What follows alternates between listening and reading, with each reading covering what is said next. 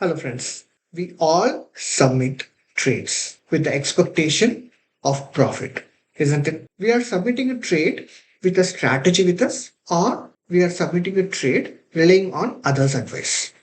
And of course, you too aware, never ever rely on others' advice. You should be curious enough to identify a strategy, which you may be already doing that. If not, that is the reason why you are an aspirant and you are trying to learn how to submit a positive trade and a profitable trade. Now you have a strategy. The strategy may not be 100% profitable, isn't it? The odds increase that the technical signal is correct if you get a confirmation from another unrelated indicator, right? Most of the traders use volume as confirmation, but there are other forms of confirmation. Confirmation, I mean trade confirmation. There are other forms of confirmation as well, which is from moving average, rate of change, momentum, multiple oscillators, and multiple indicators. So now you have the clue. What are we going to discuss in this video? Confirmation, trade confirmation. So without much delay, come on, let's start trade confirmation. The methods for analyzing confirmation rely on two main tools: indexes and oscillators. Let us see what are the importance and significance of indexes and oscillators. Indexes are similar to breadth line. We'll see some of the examples in the later part of this video, but just the differences for your understanding. Second, it's cumulative sums of data, usually some variation of volume and price that continuously measure supply and demand over time rather than over a specific period. There is no upper bound or lower bound. They are plotted with price charts. You see, what you see in this screen is not an index, it's an oscillator because it has upper bound and lower bound. We'll discuss about oscillator in a moment. The level of the index is irrelevant. What is relevant is the trend of the index related to price trend. When the price is uptrend, what is the trend of the index? Is it up or down? We'll discuss in detail with some examples. Useful indexes are those that begin to change direction before prices. The analyst thus compare the prices with the index, looking for divergences between highs and lows in each. What is divergences? Even that I'll explain in a moment. Now we'll see oscillators. They are often bounded. The one you see right in the screen is an oscillator. So there is a bound limit, right, within which it can move across. It's not limitless. Oscillate within these bounds and demonstrate when volume or prices are relatively high or relatively low. Shows relative changes rather than absolute changes, illustrated in indexes. Divergences, trend line, and pattern analysis can be performed in oscillators.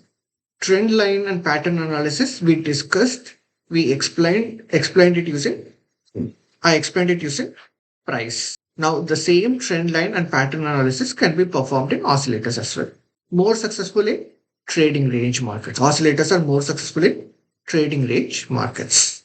For the indexes and oscillators, or indicators and oscillators, there are various visual techniques to interpret and make use of this indicators and oscillators.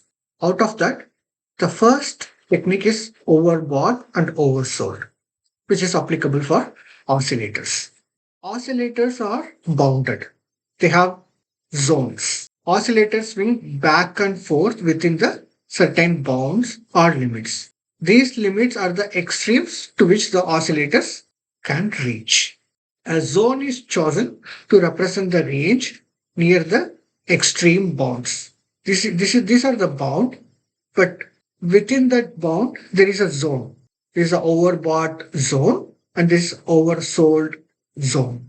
In a trading range, the overbought and oversold levels are excellent indications of potential reversal levels, especially when the oscillators break out from the zone.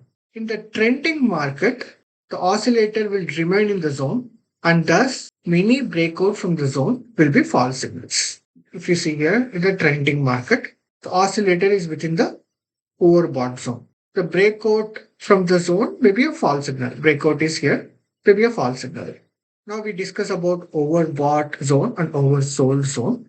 The next one is failure swing, a specific type of breakout from an overbought or oversold zone. Negative failure swing is there, positive failure swing is there. Negative failure swing, it occurs when the oscillator breaks down out of the overbought zone, creates a reversal point and pulls back, but fails to enter the zone, and then breaks back down below the earlier reversal point. Positive failure swing, the opposite at an oversold zone. Next one we'll discuss about divergences. Divergence. If one index, for example, is breaking out upward, but other index are not, the index are said to be diverging. In other words, they are not acting in concert with each other. We have two: negative divergence, positive divergence. What is a negative divergence? I have an example. A high on a day, maybe day 4, and another on day 20 should appear in both the price and oscillator. If the price high on day 20 is higher than the high on day 4, day 20 is higher than day 4, but the oscillator high on day 20 is not higher than day 4. Not higher than day 4. This is called negative divergence, meaning oscillator is not, or indexes is not confirming the price trend. Positive divergence occurs at a series of price lows when the price reaches a new low unconfirmed by a new low in the oscillator. First, negative breadth divergence is often a false signal, but when two occur back to back, the oscillator breakdown signal is more meaningful. Next one we are going to discuss about reversal. This is variation of divergences. A reversal has the same implication as a divergence, namely the trend is beginning to show signs of stress and potential reversal.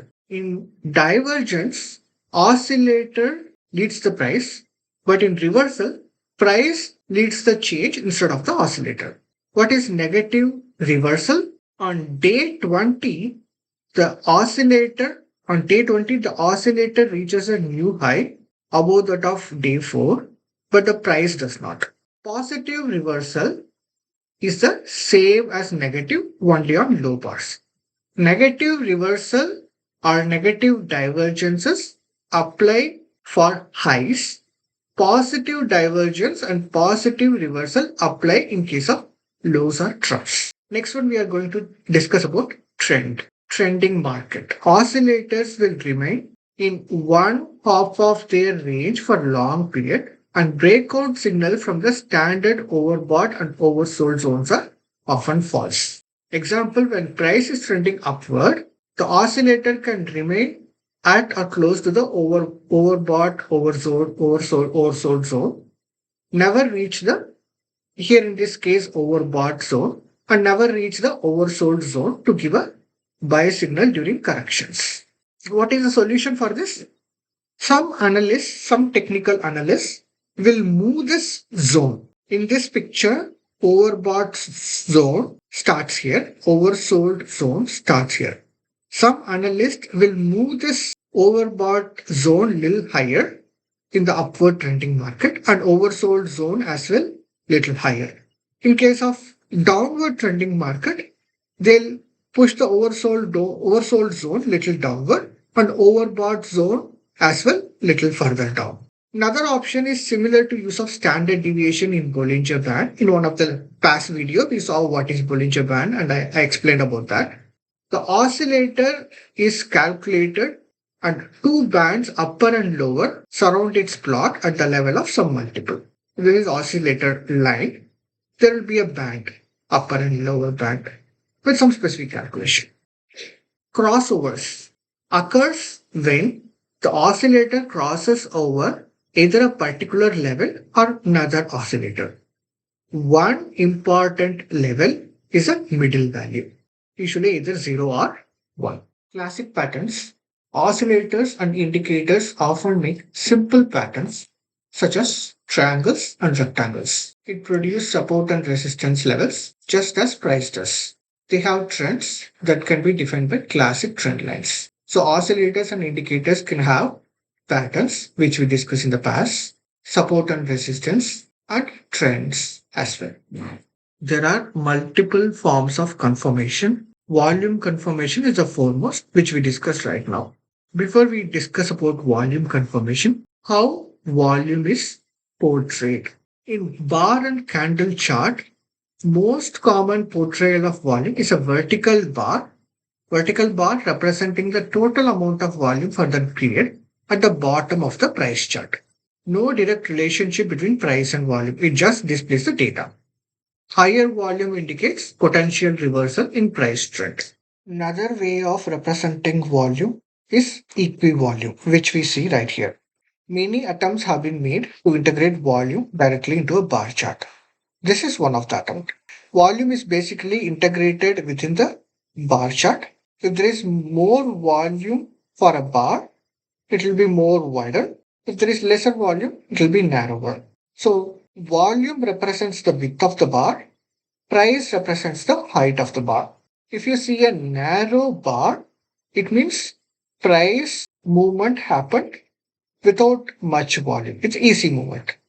If you see square or over square, meaning more volume, concentration of volume, strong commitment from both sides, maybe support or resistance. And if you see a longer and broader bar, means strong commitment by one side. More volume represents a breakout kind of. This is point and figure chart. In the later part of the chapter, in one of the chapter, I'll be covering point and figure. I'll create a video for that. But right now, how volume represented in point and figure chart. Point and figure charts by their nature do not include volume, but there were efforts were made like for each boxes you see O's and X's, right? So for each boxes volume may be calculated and there may be color coding or there may be numbers written within the box for the volume parts. But basically point and chart is completely based on price movement. Volume is immaterial.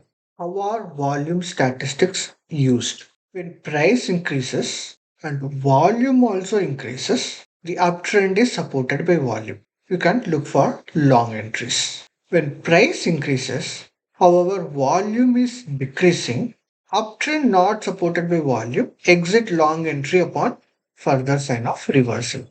Price decreases and volume increases. Downtrend supported by volume, look for short entries. Price decreases, volume also decreases.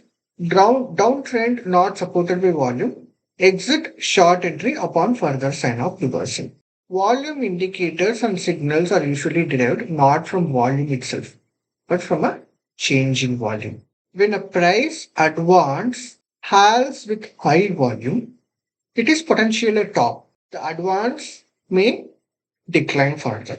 When a price decline halts with high volume, it is potentially a bottom. The decline may continue as an advance. This is just the basic interpretation.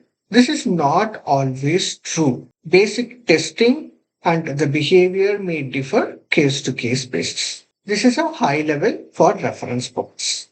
Now let us review few of the volume related indexes. In that, the first one is on balance volume, OBV.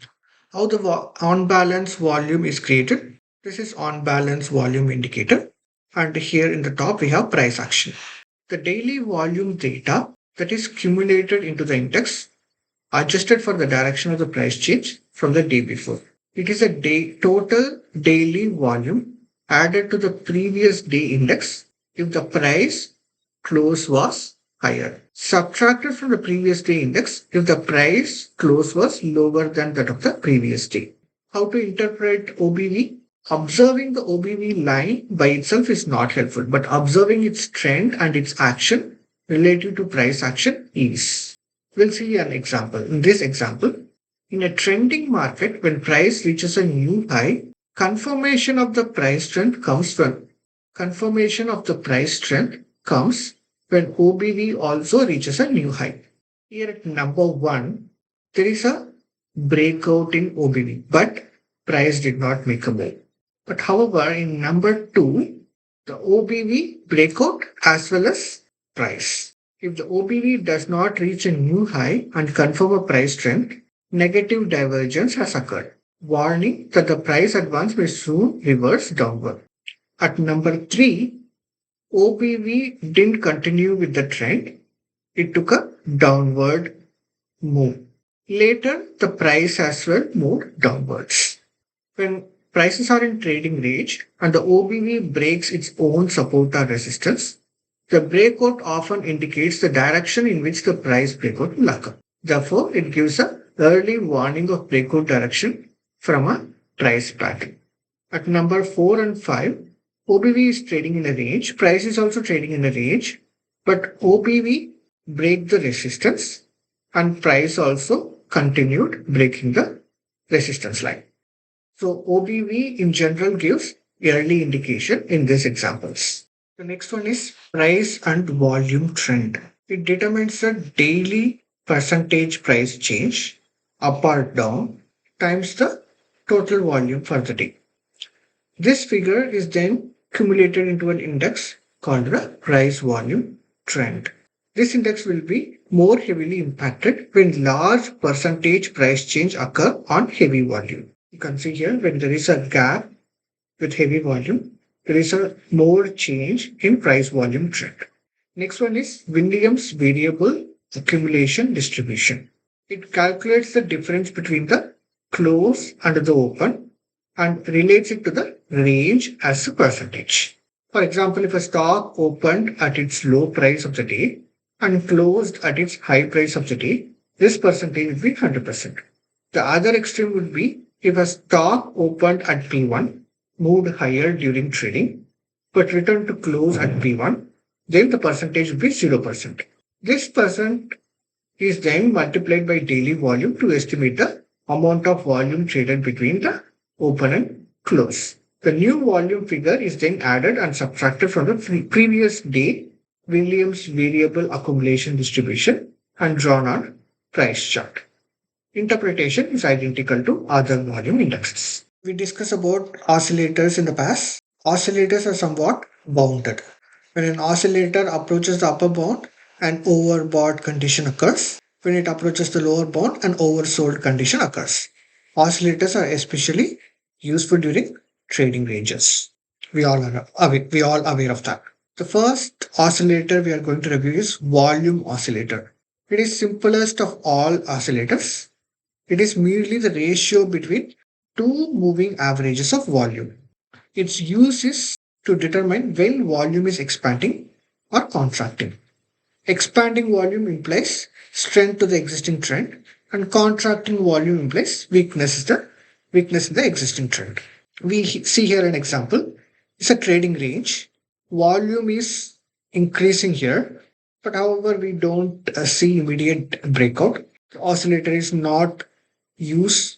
The oscillator is of no use in this specific situation. And again, price declines, but the volume increases. Here also not much use of this oscillator. However, here in the third setup, the volume increases, price as well increases. And similarly, in the fourth setup, volume increases, price as well increases. So this oscillator is not 100% right, but it gives some confirmation for the price. This second oscillator is Elder Force Index. It uses only the closing price and daily volume. The daily price change is calculated as the daily close price minus the previous day's close price. The daily price change is then multiplied by the day's volume. The index is simply an exponential moving average over some specific period of the daily price change multiplied by the volume. How should we interpret this Elder Force Index? The purpose of this index is to measure the volume strength of a trend. The higher the level of oscillator above zero, the more powerful the trend. The negative crossover through zero would indicate a weakening in trend power, and a deep negative would suggest strong power to the downtrend. So if we see here, price is in uptrend, which is confirmed by Elder Force Index. It crosses over the zero line and goes above. As there are wide ups and downs in the Elder Force, there is a there is an envelope which covers the Elder Force, which is one standard deviation band, which help us to identify the overbought, oversold condition. Thank you, friends. Thank you for sticking till end of this video. In this session, we saw about various forms of confirmation, volume confirmation, few volume related oscillators and indicators.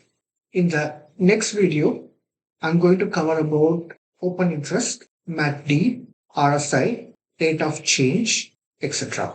Due to time constraint, I made this video short and created a part 2. I'll be publishing it shortly. Notes for this video is captured right in the description section. Please download it and make use of it. Multiple additional information I captured in the notes that may be of great use for you. Thank you. Please consider subscribing to my channel. See you in the next video. Bye bye.